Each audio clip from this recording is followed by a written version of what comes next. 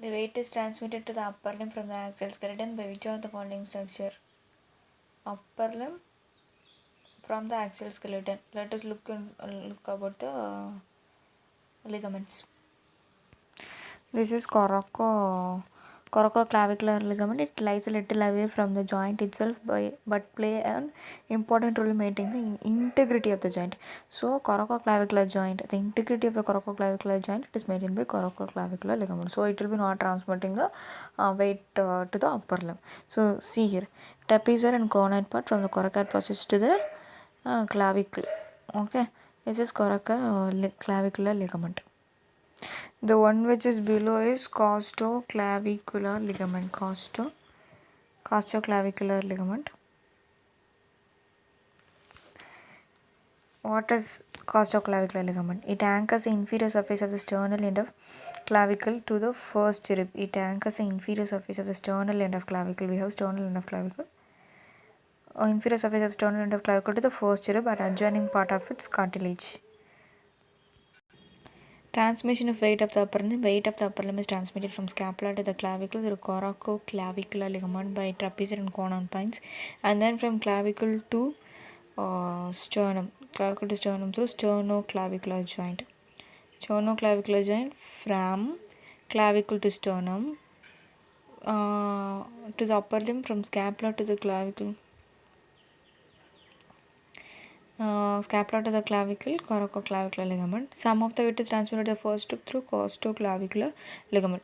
So, coracoclavicular ligament from scapula to the clavicle, clavicle to the sternum, sternoclavicular. Some of the weight is transmitted to costoclavicular. When a person falls on the outstretched hand, the force of blow is usually transmitted along the length of the clavicle, that is along its long axis. The clavicle may fracture as a junction of its middle and lateral, but it is rare for the sternoclavicular joint to dislocate. So, when a person falls on outstretched hand, the dislocation of the sternoclavicular joint, it is very rare.